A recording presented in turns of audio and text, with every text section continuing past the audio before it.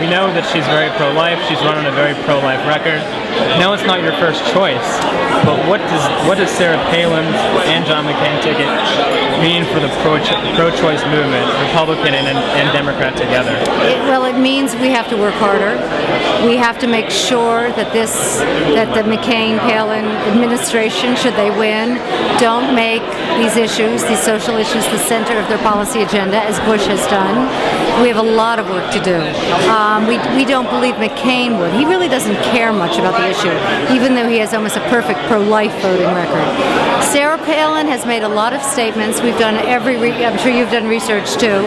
It's unclear if she seems to. We have found statements where she has said, "I am pro-life, but I've never been with another woman who disagrees with me where we haven't walked away understanding each other."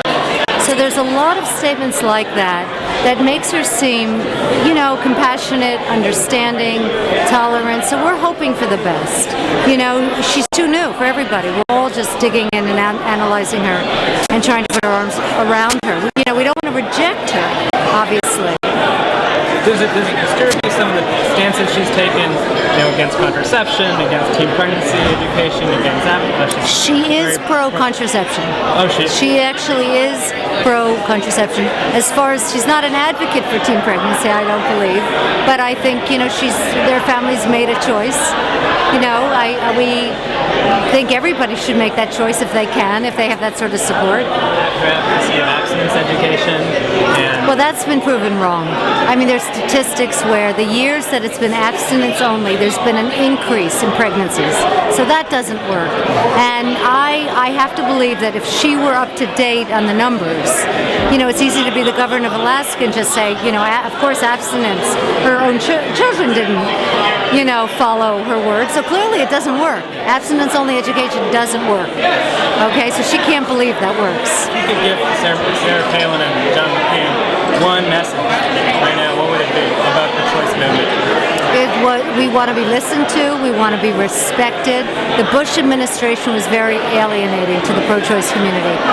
We felt that the Bush people were stranglehold by the social conservative movement, and he'd show up at every of their events. We were not even welcome in that White House. We want to be welcome. We want a dialogue. He'd be smart to have a dialogue with us because we reach out to a lot of constituents. We are the big tent. I'm not so sure his ticket represents the big tent the way it is, so he needs us. So my recommendation would be to talk to us, listen to what we have to say. We actually have a lot of common sense. Do you want to talk to Sally Pillsbury? One question. Oh, sure. Do you think they'll overturn Roe v. Wade? Well, what gives me comfort, and the only thing that gives me comfort, are the Democrats are going to win the Senate, keep the Senate. And there is no way McCain, even if he wanted to put an extreme right justice on the court, which I don't think he would do, there's no way it would pass in the Senate. So I don't think in the next 4 years, if McCain were president, that we'd have to worry about that happening. Appreciate it. Unless the current justices, decide to turn it over. Anything can happen, I suppose. Yeah.